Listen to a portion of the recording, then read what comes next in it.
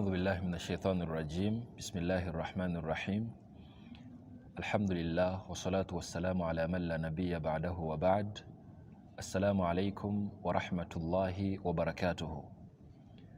All praise is due to Allah subhanahu wa ta'ala, the cherisher of the cosmos, the sustainer of the universe. May his peace and blessings be upon his beloved Prophet Muhammad sallallahu alayhi wasallam, the one who fought tooth and nail for Islam to get to every corner of the world. I request Allah subhanahu wa ta'ala to bestow unto him his full blessings and mercy, and whoever is to follow his footsteps till the day of judgment. Allahumma ameen. Respected brothers and sisters in Islam, I wanted us in these few minutes to discuss about one tradition from Prophet Muhammad sallallahu alayhi wasallam. But before I do, I would like to take you through a preamble, a brief information about Prophet Muhammad sallallahu alayhi wasallam. One, Prophet Muhammad sallallahu alayhi wasallam is the leader of all prophets. And one of the qualities our prophet has is that whenever he says out anything, any word, it is used as a principle in line with Islamic guidance.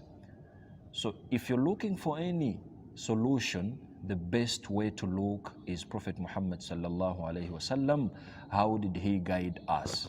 Guess what? Allah subhanahu wa ta'ala in the Holy Quran made it a point to purify, or maybe to grant us confidence within Prophet Muhammad sallallahu alayhi wasallam. A'udhu billahi minash shaitanir rajim. وَمَا يَنْطِقُ عَنِ الْهَوَىٰ.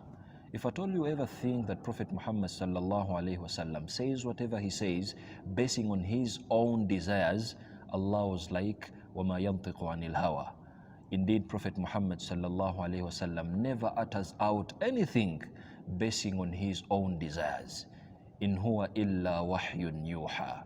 Whatever Prophet Muhammad sallallahu alayhi wasallam says to us through the traditions, ahadith, just get to know that it's the revelation from Allah subhanahu wa ta'ala. So in that line, I would like us to discuss about one tradition narrated to us by Abu Huraira radiyallahu anhu from Prophet Muhammad sallallahu alayhi wasallam. I would like to urge every Muslim believer to take time and logically think about the words of Prophet Muhammad sallallahu alayhi wasallam in any way. Why? It's because Prophet himself, as he was trying to talk about himself, he was like, أُعْطِيتُ جَوَامِعَ الْكَلِمِ. Allah subhanahu wa ta'ala gifted Prophet Muhammad sallallahu alayhi wasallam the strong art of literature, in the sense that he utters out only a statement, but the logical meaning behind that statement is too much. So this is why I'm only going to utilize these few minutes to discuss about one tradition from Prophet Muhammad sallallahu alayhi wasallam. Abu Huraira radiyallahu anhu told us in an authentic tradition that Prophet Muhammad sallallahu alayhi wasallam said, "Min husni islamil mar'i tarkuhu ma la ya'nihi." As simple as that. It's a very brief tradition, a very brief hadith. But trust me, the logical meaning behind this hadith can actually be the sole solution to your problems you might be facing economically, you might be facing financially, or maybe socially, or maybe politically. So if at all you implement such traditions within our day-to-day lives, trust me, it's one of the steps that are going to take you to the success you're looking for, not only on earth, but even on the day of judgment. Prophet Muhammad was like, "Min husni islamil mar'i." If at all you ever want to be a perfect Muslim, a good Muslim who pleases Allah subhanahu wa ta'ala on earth, and Allah is readily waiting for you to be granted paradise on the day of judgment, it's only one principle that you have to adopt. And Prophet was like, "Tarkuhu ma la ya'nihi." Just mind zero about whatever doesn't concern you. As simple as that. So the logical meaning behind such statements are too much. And I'm only going to take you through, let's swim around some of the logical meanings behind such a wonderful tradition from Prophet Muhammad sallallahu alaihi wasallam. One, if at all you mind about what concerns you, there are some good advantages you're going to achieve as a Muslim who is trying to implement such a principle within your life. And the sole reason as to why Prophet Muhammad sallallahu alaihi wasallam is considered someone whose guidance is worth being followed is because his guidance is not only words, just like our words, but actually it's Allah's revelation through him. So if at all you want to be a good Muslim, all you have to do is to try to implement such principles just like Prophet Muhammad sallallahu alaihi wasallam guides us. Let me take you through some of the advantages you are in position to achieve if at all you mind about what concerns you. Why do you mind about what doesn't concern you? Why? Do you really have an answer that is worth being listened to if at all you mind other people's business? Prophet Muhammad was like, Min husni islamil mar'i. You want to be a perfect Muslim, a well-behaving Muslim, a practicing one. Tarkuhu ma la ya'nihi. Please consider minding zero. Don't even waste your time into minding other people's business.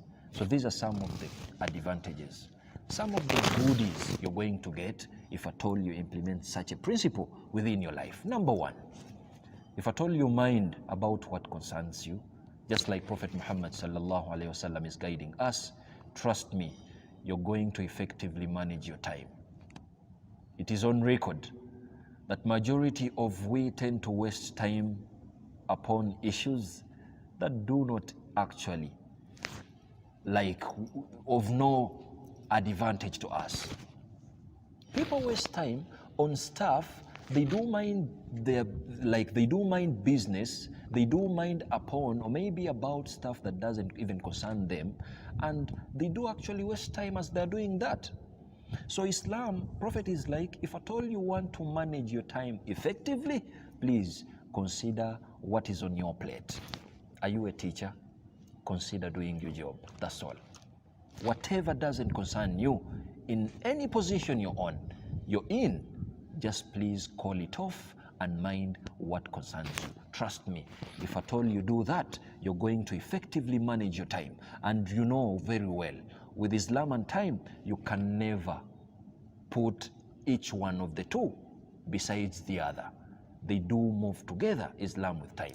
So Prophet was like, for a good Muslim to manage their time effectively, they really have to mind about what concerns them. So just imagine, if at all every leader minded about what concerns them. Just imagine, if at all you yourself, you're a viewer, you mind about what concerns you. Trust me, you will find out that most of your time is being wasted just because you mind about what doesn't concern you. The second advantage, if at all you implement this tradition within your life, what are you going to achieve? Secondly, if at all you mind about what concerns you, in Arabic, it's like someone who minds about what concerns them, or might be him or her, يؤدي إلى تقليل الشقاق وسوء التفاهم بين الناس. You mind your business, it's one of the steps that you can ever take that are going to reduce misconceptions, that's one. Misunderstandings, that's two. And maybe arguments that we do have in our social life. Just try to think about it. In all the arguments you keep on having, are you really supposed to have them? So Prophet was logically trying to guide us in this respect, and he was like, you mind your business, you will not be in such arguments. You mind your business, of course you will socially live in harmony with people. If you want to be disrespected amongst the society you're in, just try to bump into other people's buckets or maybe business. Trust me, you will not be respected just because you're minding their business. So Prophet was like, if at all you need to live in harmony, in peace, within the society you're in, all you have to do is minding your business. Minding your business. How many amongst us have went into problems? Some are being put into prisons. Some are being disrespected. Some are being abused just because they mind other people's business. And then Prophet is like, people tend to have arguments. People tend to get into fights, different fights respectively. But the sole reason as to why they do that, it's because they mind about what doesn't concern them. The day they stop minding about what doesn't concern them, that's the day they will live in harmony in the people or maybe within the community and the society that they are living in. That's the second advantage. The last advantage. من ركز على ما لا يعنيه سمع ما لا يشتهيه. Anyone who minds about what doesn't concern them, they will definitely be in position to listen to all negative words towards them. You want to be abused? You feel like you're missing being abused? Get into other people's business. As simple as that. You want to be disrespected within the society you're in? Just try to bump into their buckets. You want to be humiliated? Just try to get into their business. And you're not concerned in as far as they are concerned. Trust me, you will be disrespected, you will be humiliated, and you will be actually abused to that extent. So Prophet Muhammad sallallahu alaihi wasallam was logically trying to guide us. If at all you want to be perfect, you want to live in harmony, in peace within the community you're in, as simple as implementing such a tradition within your life. Guess what? If at all you mind your business, who is going to abuse you? Who is going to disrespect you? Everyone will be in love with you just because you mind what concerns you. And secondly, of course, everyone will respect you because you handle their issues with respect. You don't just bump into them. That's a good quality a Muslim has to have. And then lastly, you will definitely manage your time effectively. Do you now get the art, the literature of Prophet Muhammad sallallahu alaihi wasallam? Do you really get that?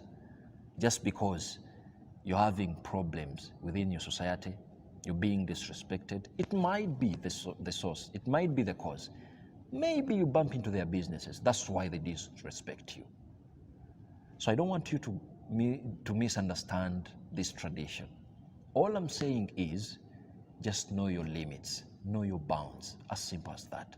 Prophet Muhammad sallallahu alaihi wasallam, in only one statement, you can only take those advantages. There are very many, but due to time, we've only talked of the three. But there are very many advantages you're to get if at all you implement such a tradition within your life. Guess what? You do that, you will be following Prophet Muhammad sallallahu alaihi wasallam. And no one is following Prophet Muhammad sallallahu alaihi wasallam not until Allah subhanahu wa ta'ala is going to bless you, not only on earth, but even on the hereafter. Allah subhanahu wa ta'ala will be in position to bless you. And the question is a rhetorical question. Does Allah get pleased with you? And then you ask me whether you will enter paradise? Of course, it's a sure deal. You're to enter paradise if at all Allah is pleased with you. So lastly, I want to clear the air. If at all you've misunderstood what I'm saying. My message, this tradition doesn't simply mean that if you're a father at home, you mind your business, like you cut off your story from the story of your wife and maybe your kids. No. But your wife and kids do concern you, so it's your business. If you're a wife, I'm not merely meaning that you tell your husband that mind your business just because Hussein has told me to mind your business. No, that's not my point. My point is your husband is your business and your kids are your business. If you're an employer, you're a boss, you're a director, maybe the executive director. I'm not simply meaning that Islam is telling you to mind your business as the boss and deal away with the employees. That's not the case. But your employees are your business, so it concerns you. And if at all you're an employee, I'm not meaning that you mind your business and leave out your boss. You don't mind your boss. Actually, your boss is your business. So this is the guidance of Islam, and trust me, you put that in your life, you're going to be a well-practicing Muslim. Someone who is going to inspire others. There's nothing greater than that on earth if at all you inspire anyone in line with a positive way. And thirdly, you'll not be rewarded on earth by implementing this. Of course, the reward on earth is you're going to live in harmony and peace within the society you're in, of course. But then Allah is strongly waiting for you to grant you the highest level of Jannah just because you're behaving well. Aren't you aware that Allah subhanahu wa ta'ala, when the doors of Jannah are going to be opened, guess what? Idkhuluha bisalam.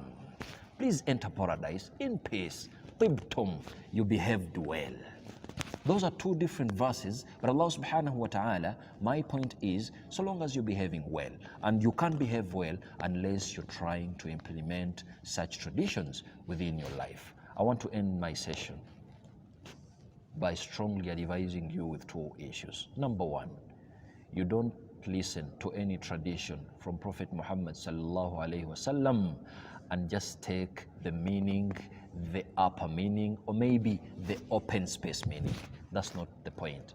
But take time, internalize into them. In Arabic we call it tadabbur. Internalize into them. Get to know some logical meanings behind that.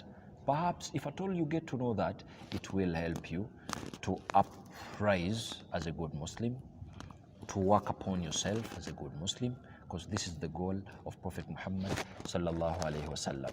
The sole supplication is, I request Allah subhanahu wa ta'ala to guide us all towards the best. I request Allah subhanahu wa ta'ala to grant us such an understanding.